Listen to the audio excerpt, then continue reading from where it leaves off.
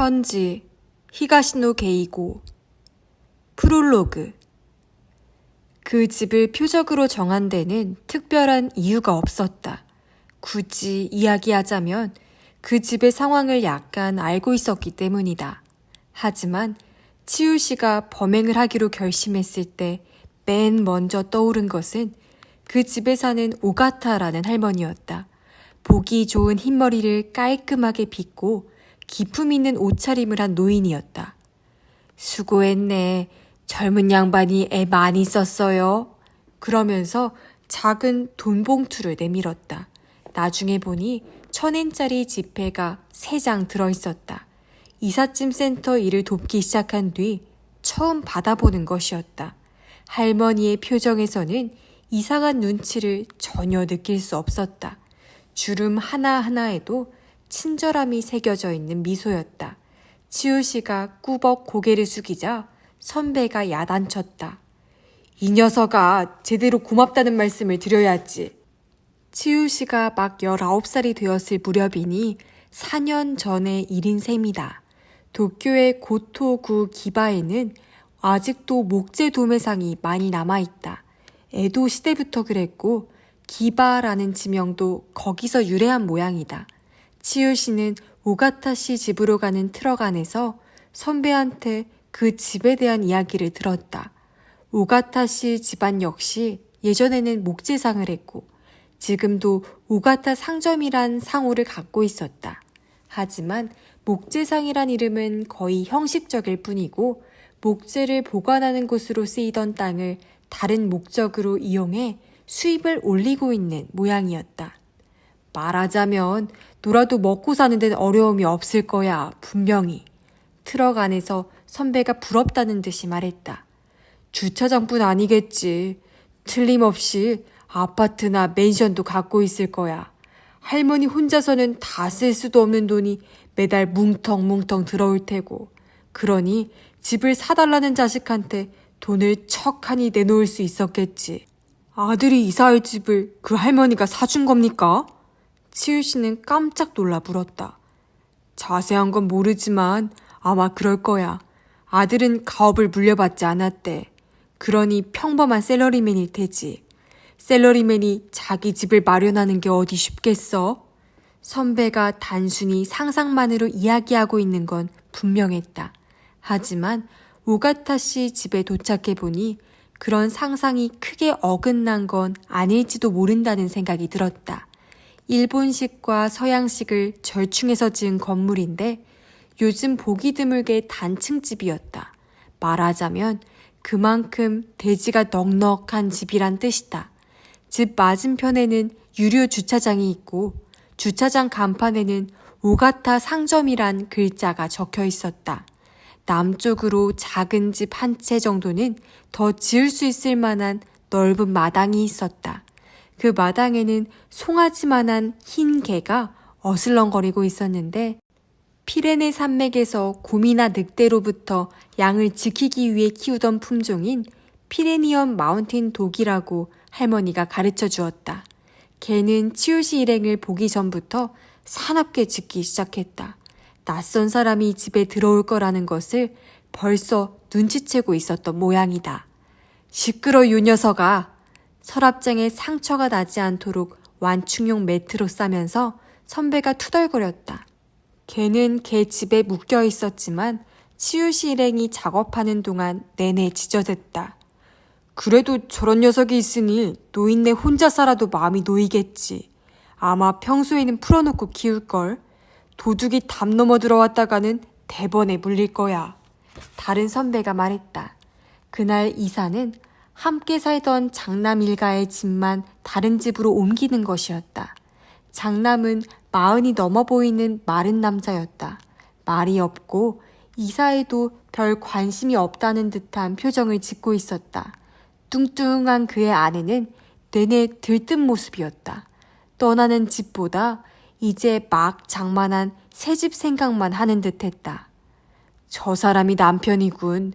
마누라 등살에 이 집에서 나가기로 했겠지. 그 선배가 다시 상상력을 동원했다. 이 집을 고쳐 지으면 새로 집을 살 필요도 없었겠지. 하지만 그렇게 되면 저 여자는 시어머니와 함께 살아야 할걸.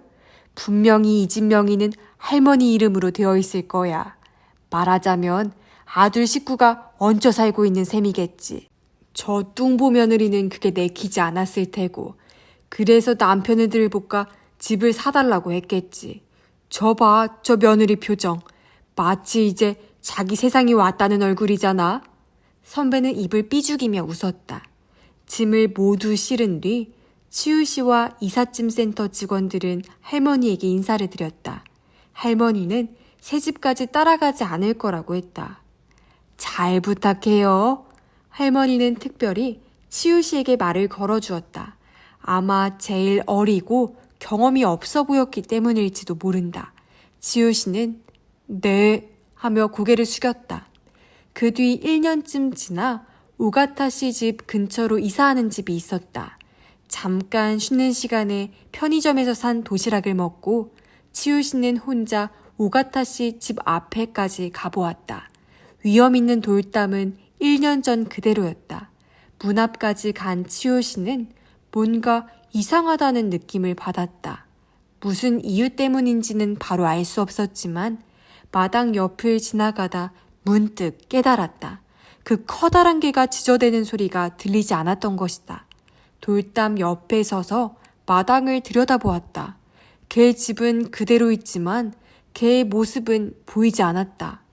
산책이라도 하러 나갔나? 생각할 때 눈에 들어온 것이 있었다. 개집 바로 옆에 기다란 나무가 박혀 있고 거기에 파란색 개 목걸이가 걸려 있었다. 그 피레니엄 마운틴 독의 목에 걸려있던 목걸이였다. 장남 식구들이 이사를 가고 게다가 반려견까지 죽었으니 그 할머니도 무척 적적하겠다는 생각이 들었다.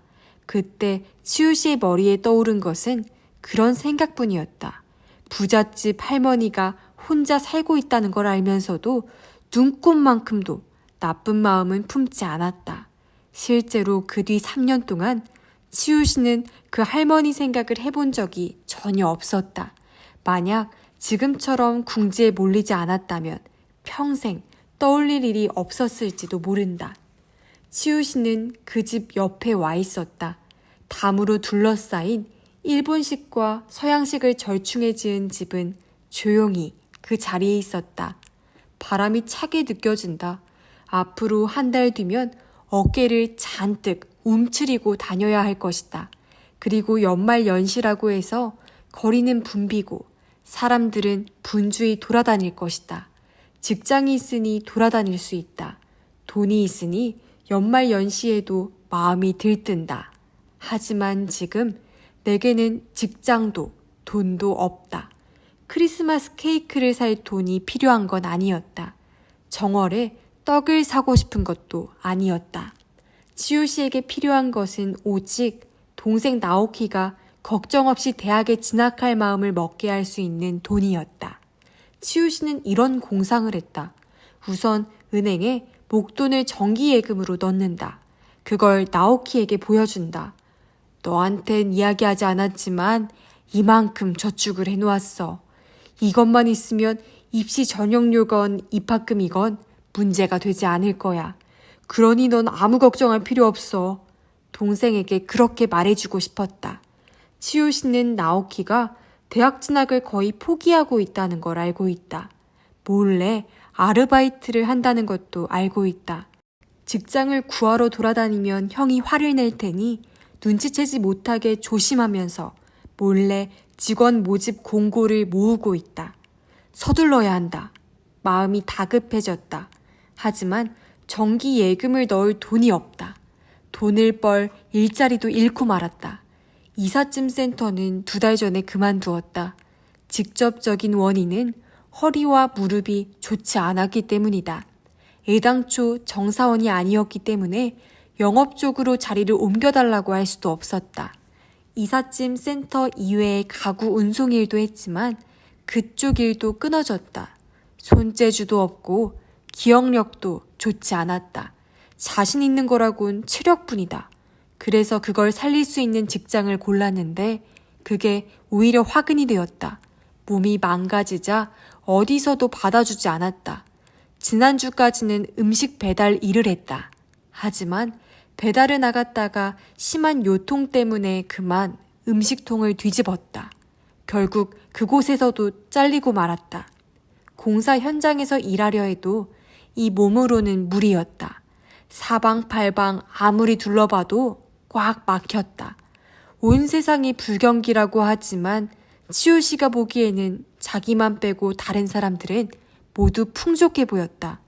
물건을 싸게 파는 가게가 크게 유행하고 있다지만 싸구려건 뭐건 살 수 있는 사람은 그래도 괜찮다. 요즘 건강식품이 인기를 끄는 건 결국 그만큼 여유가 있기 때문이라는 생각이 들었다. 그런 여유 가운데 몇 분의 1이라도 나와 동생에게 나누어 주면 얼마나 좋을까. 가난하다고 해서 남의 것을 훔쳐서는 안 된다고 생각했다. 하지만 달리 방법이 없었다. 아무리 탄식하고 기도를 해봐야 돈이 솟아나올 리 없다. 그렇다면 내 손으로 뭔가를 할 수밖에 없다. 그 할머니의 온화한 얼굴이 머릿속에 떠올랐다. 할머니는 돈이 넉넉할 테니 조금 훔친다고 해서 큰 타격을 입지는 않을 것이다. 아니, 어쩌면 훔친 자가 자기 같은 사람이라는 걸 알게 되면 용서해 줄 것 같은 기분도 들었다. 물론 자기가 훔쳤다는 걸 알게 할 순 없지만. 치우 씨는 주위를 둘러보았다. 일반 주택과 작은 공장이 뒤섞인 동네다. 그렇지만 가게는 거의 보이지 않았다. 그래서인지 길을 지나다니는 사람도 없다. 바로 옆에 큼직한 맨션이 몇 채 있지만 현관이 모두 큰 길 쪽으로 나 있어 주민들이 뒷길로 나올 일은 거의 없을 것 같았다. 아스팔트 바닥에 치우 씨의 짧은 그림자가 드리웠다. 정확한 시각은 모르겠지만 아마 오후 3시쯤 된 것 같았다. 10분쯤 전에 들어간 편의점에서 시간을 확인했었다. 편의점에 들른 것은 목장갑을 사기 위해서였다. 실제로 여기 오기 전까지 지문 생각은 하지도 못했다. 치우 씨는 지금 오가타 씨 집에 아무도 없다는 걸 알고 있었다. 편의점 밖에 있는 공중전화로 전화를 걸어보았기 때문이다. 전화번호는 오가타 씨 집 맞은편에 있는 유료 주차장 간판에 적혀 있었다. 신호음은 같지만 들려온 것은 부재 중이라는 메시지였다. 치우 씨는 천천히 오가타 씨 집 문으로 다가갔다. 물론 망설여지긴 했다. 문 앞에 이르기 몇 초 전까지도 그는 자문자답했다. 정말 이런 짓을 해도 괜찮은 걸까? 괜찮을 리가 없다. 그렇지만 달리 무슨 방법이 있지? 누군가에게서 빼앗을 수밖에 없지 않은가? 그렇다면 돈이 남아도는 집에서 빼앗을 수밖에 없다. 그렇지만 잡히면 어쩌지? 잡힐 리가 없다. 아니, 이 집에 사는 건 그 할머니뿐이다. 들킨다 해도 도망치면 그뿐이다. 할머니는 쫓아오지 못할 것이다. 잡힐 리가 없다. 작은 문짝에 자물쇠는 달려있지 않았다. 문을 열자 살짝 금속 마찰음이 났다. 그 소리마저도 치우 씨에게는 크게 들렸다. 저도 모르게 주위를 살폈다. 누가 보고 있는 기척은 없었다. 재빨리 문 안으로 들어가 몸을 숙이고 현관으로 다가갔다. 갈색 문짝은 통나무로 만든 것 같았다. 이런 문이라면 100만에는 넘을 거라는 소리를 누군가에게서 들은 적이 있다.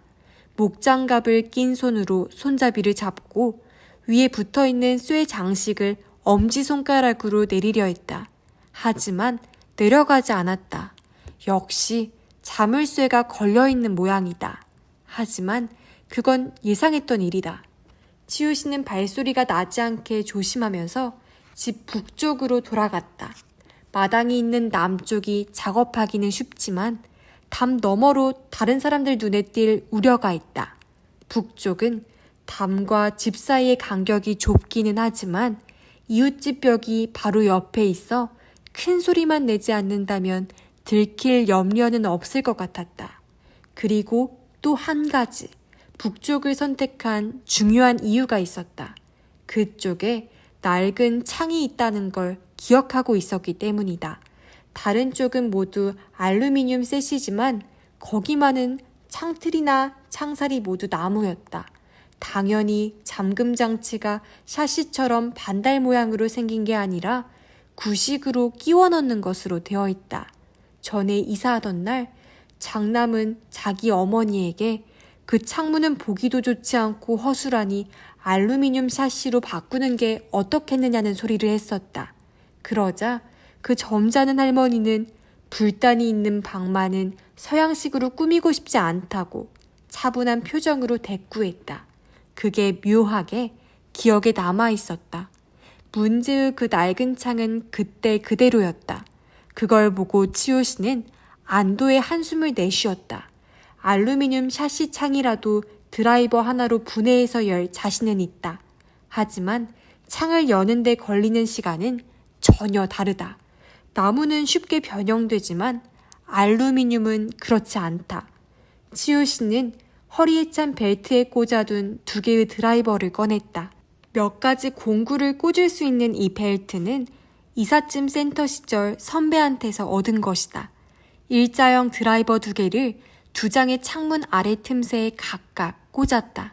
그렇게만 했는데도 창문은 잠금 장치가 끼워진 채로 2mm 정도 올라갔다. 치오 씨는 2 손으로 드라이버 자루를 잡고 천천히 창문을 들어 올렸다. 아래쪽 틈새가 더 벌어진 것을 확인하고 조심스럽게 그대로 밀었다. 2개의 창문이 약간 앞으로 튀어나왔다. 위치를 바꾸어 드라이버를 꽂으면서 창문을 조금씩 틀에서 빼냈다. 유리가 끼워져 있기 때문에 깨면 간단했지만 그러고 싶진 않았다. 돈을 훔치는 것 말고 그 할머니에게 폐를 끼치고 싶진 않았다. 또 할머니가 도둑 맞았다는 사실을 조금이라도 늦게 눈치채게 하려는 계산도 있었다. 드디어 창이 빠져나왔다. 생각보다 시간이 걸렸다. 빼낸 창을 바깥쪽 벽에 세워놓고 신발을 벗은 뒤 안으로 들어갔다. 4평 남짓한 일본식 방이었다. 방바닥보다 한층 더 높게 만들어 벽에는 족자를 걸고 밑에는 꽃꽂이 등을 놓아 장식하는 일본 특유의 가옥 구조인 도쿠노마가 있고 그 옆에 장롱 정도 크기의 불단이 놓여 있었다. 전에 이삿짐을 나를 때 이 방에 들어온 기억은 없다.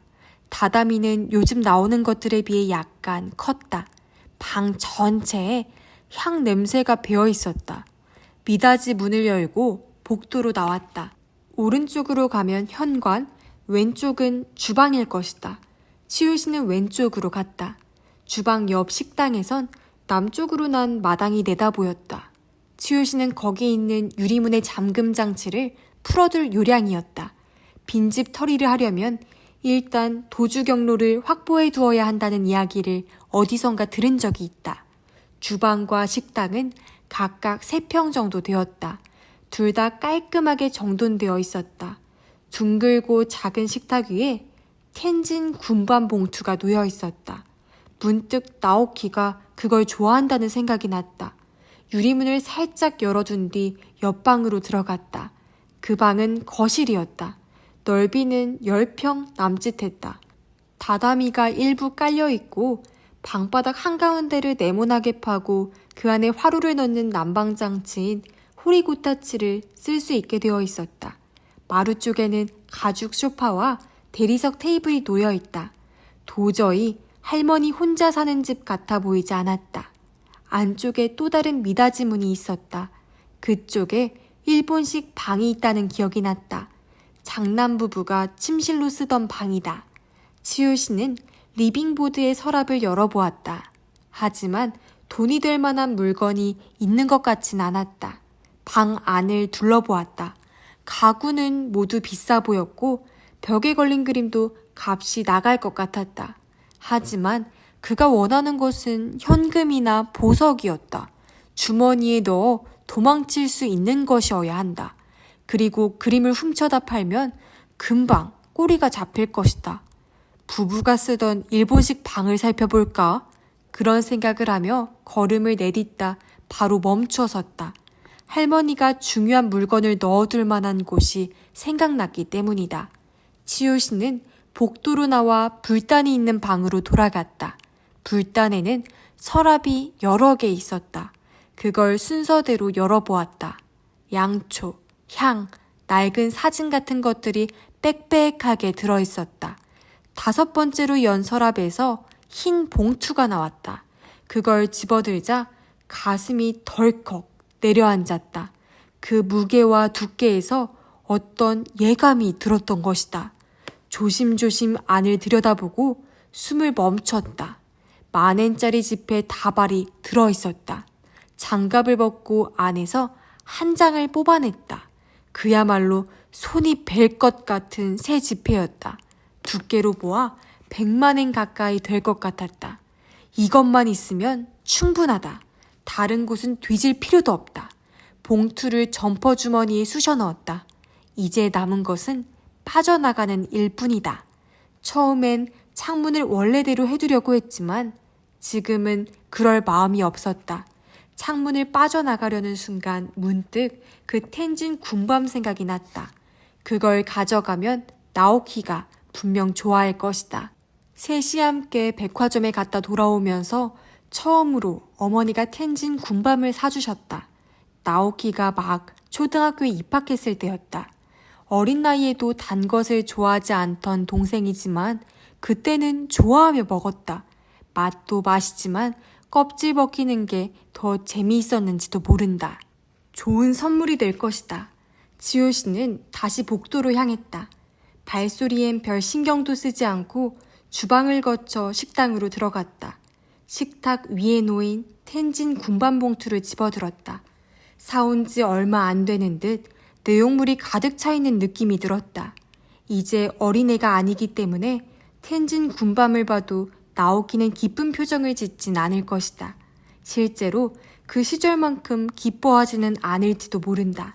하지만 나오키가 말없이 밤 껍질 벗기는 모습을 상상하기만 해도 치우시는 가슴이 설렜다. 그 순간만큼은 예전에 행복했던 시절로 되돌아갈 수 있을 것 같은 기분이 들었다. 군밤 봉투를 주머니에 집어넣었다. 오른쪽 주머니에는 군밤, 왼쪽 주머니에는 지폐 뭉치. 일이 이렇게 잘 풀린 적이 여태 한 번이나 있었을까? 치우씨는 거실을 지나 불단이 있는 방으로 돌아가려 했다.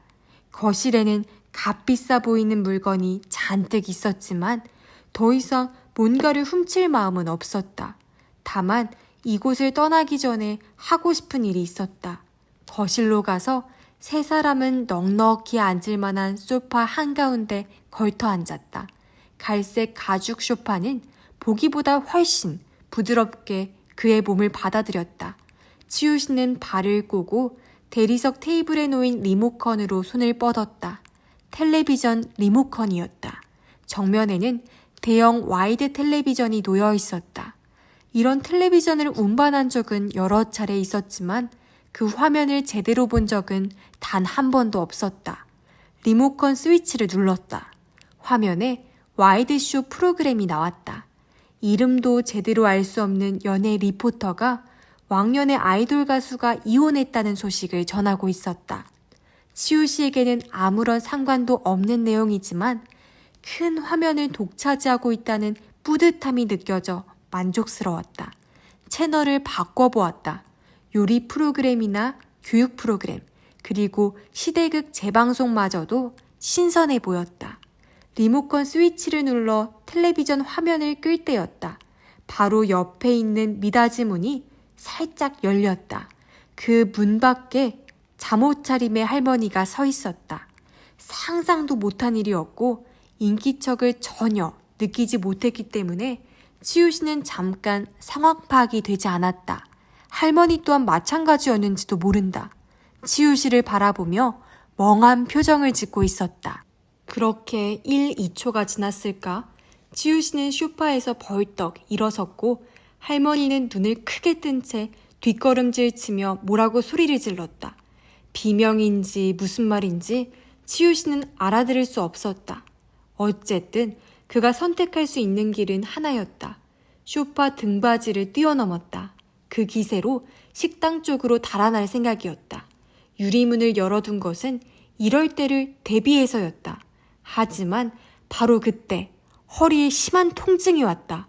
잠깐 동안 하반신이 마비되었다. 그 자리에 주저앉았다. 뛰기는커녕 발을 움직일 수조차 없었다. 할머니 쪽을 돌아보았다. 겁먹은 표정으로 서 있었다. 그러더니 뭔가 생각이 났다는 듯 리빙보드로 달려갔다. 그러곤 그 위에 놓인 무선 전화기를 집어들고 다시 일본식 방으로 도망쳤다. 나이에 비해 믿을 수 없을 정도로 빠른 동작이었다. 미닫이 문이 꼭 닫히는 것을 본 치요시는 속이 탔다. 할머니는 분명 경찰에 신고할 테고 몸이 이 상태라면 바로 잡히고 말 것이다. 어떻게 해서든 신고하는 걸 막아야만 한다. 일본식 방의 미닫이 문을 열려고 했지만 끄떡도 하지 않았다. 안쪽에서 아마 빗장을 걸어둔 모양이다. 안쪽에서 가구 끄는 소리가 들렸다. 치요시가 문을 열려 하자 바리케이드를 치려는 것이다. 사람 살려! 도둑이야, 도둑! 치요시는 미닫이 문을 향해 몸을 던졌다. 문은 문틀에서 쉽게 빠졌지만 넘어가지는 않았다. 다시 한번 부딪히자 미닫이 문과 함께 안쪽에서 뭔가가 넘어졌다. 찻잔을 넣어두는 장이 넘어진 모양이었다. 할머니는 창가에 선 채 전화기의 번호를 누르려 하는 중이었다. 창문에는 격자가 끼워져 있었다. 치요시는 고함을 지르며 달려들었다. 까! 사람 살려! 할머니의 입을 틀어막고 전화기를 빼앗아 던졌다. 하지만 할머니는 온 힘을 다해 저항했다. 허리 통증 때문에 상대방이 아무리 노인이라고 해도 제압하기가 쉽지 않았다. 할머니가 치요시의 손가락을 깨물었다. 얼른 손을 걷어들였다. 그 틈에 할머니가 도망치려 했다. 얼른 손을 뻗어 할머니의 발목을 움켜쥐었다. 허리 통증이 하반신에서 등줄기까지 퍼지기 시작했다. 치요시는 얼굴을 찡그렸다. 하지만 손을 놓을 수는 없었다. 사람 살려! 소리 지르는 할머니를 잡아당겨 넘어뜨리고 그 입을 막으려 했다. 하지만 저항이 심했다. 할머니는 고개를 좌우로 휘저으며 계속 비명을 질러댔다. 그 고함 소리가 치요시를 더욱 초조하게 만들었다. 허리 벨트로 손을 뻗었다. 그리고 드라이버를 뽑아 할머니의 목에 찔러 넣었다. 정신이 없는 상태에서 온몸의 힘을 다 쏟아부었기 때문인지 별다른 감촉도 없이 드라이버가 깊숙이 꽂혔다. 꿈틀. 몸을 크게 뒤친 뒤 할머니는 이내 움직이지 않았다. 소리를 지르듯 입을 벌린 채 표정도 멎었다. 치요시는 드라이버를 뽑으려 했다. 하지만 찌를 때와는 달리 잘 빠지지 않았다. 마치 살이 엉겨붙고 있는 것 같았다. 힘을 짜내 드라이버를 뽑자 상처에서 거품을 머금은 피가 펑펑 쏟아났다. 치요시는 넋이 나갔다. 자신이 한 짓을 믿을 수가 없었다. 하지만 눈 앞에 있는 할머니가 죽은 것은 분명했다. 피가 묻은 드라이버를 바라보며 고개를 저었다. 머릿속이 혼란스러웠다. 여기서 얼른 도망쳐야 한다는 결론을 내리는 데만도 몇 초가 걸렸다. 허리 통증마저 느껴지지 않았다. 치요시는 드라이버를 다시 벨트에 차고 일어섰다. 조심조심 걸음을 옮겨보았다. 발의 중심이 바뀔 때마다 허리에서 등줄기로 심한 통증이 느껴졌다. 하지만 멈출 수는 없었다. 거의 기다시피 간신히 현관을 지나 양말만 신은 채 밖으로 나왔다. 해는 아직 높이 솟아있고 푸른 하늘이 펼쳐져 있었다. 금목서 향기가 났다. 담을 따라 북쪽으로 돌아가 신발을 신었다. 그것만으로도 큰 일을 해낸 기분이 들었지만 진짜 문제는 이제부터였다. 공구용 벨트를 풀어 점퍼 안에 숨기고 문을 나섰다. 여전히 인기척은 없었다. 다행이다. 조금 전의 비명소리가 바깥까지 들리지는 않은 모양이다. 어쨌든 드라이버를 버려야겠다고 생각했다. 이런 걸 갖고 있다가 불심 검문에 걸리면 끝장이다. 치요시는 그걸 개천에 버리려 했다. 이 근처에는 개천이 많다. 그러나 거기까지 걸어갈 수 있느냐가 문제였다. 이렇게 아프기는 처음이다. 등에 통증이 느껴질 때마다 까무러칠 것 같았다. 결국 견디지 못하고 쭈그려 앉았다. 마음은 급했지만 발이 움직여주지 않았다. 왜 그러세요? 머리 위에서 목소리가 들려왔다. 여자다. 땅바닥에 그림자가 드리웠다. 스커트 부분이 살랑살랑 흔들렸다. 치요시는 고개를 저었다. 목소리도 나오지 않았다. 어디 몸이? 여자가 허리를 구부리고 치요시의 얼굴을 들여다보았다. 안경을 쓴 중년 여자였다. 치요시의 얼굴을 본 여자의 표정이 굳어지더니 얼른 자리를 떴다. 샌들 소리가 멀어져 갔다. 치요시는 이를 악물고 걷기 시작했다. 눈앞에 작은 다리가 있었다. 하지만 그 아래는 개천이 아니라 공원이다. 그래도 치요시는 그리로 내려갔다. 어디든 쉴 수 있는 곳을 찾아야만 했다. 원래는 개천이었을 그 공원은 길쭉하게 뻗어 있었다. 치요시는 몸을 숨기기 좋은 장소를 찾았다. 콘크리트로 만든 기다란 토관 같은 게 보였다. 아이들이 드나들며 노는 곳이다. 지금은 아이들 모습이 보이지 않았다. 치요시는 거기까지 가려 했다. 그러나 이미 한계에 이르렀다. 옆에 있는 풀밭에 몸을 던졌다. 장갑을 벗고 손바닥으로 이마에 땀을 훔치며 크게 한숨을 내쉬었다. 그리고 문득 손을 들여다보았다. 손바닥에 피가 묻어있는 것을 보고 깜짝 놀랐다. 드라이버로 찌를 때였는지 뽑을 때였는지는 알 수 없지만 피가 튀어 얼굴에 묻은 모양이다. 조금 전 그 여자의 표정이 떠올랐다. 그로부터 몇 분 지나지 않아 공원 저쪽에서 다가오는 사람이 있었다. 두 사람이다. 둘 다 경찰복 차림이었다. 치요시는 점퍼 주머니를 더듬었다. 지폐 뭉치는 들어있지만 텐진 군밤 봉투는 없었다. 어디다 떨어뜨린 모양이라고 생각했다.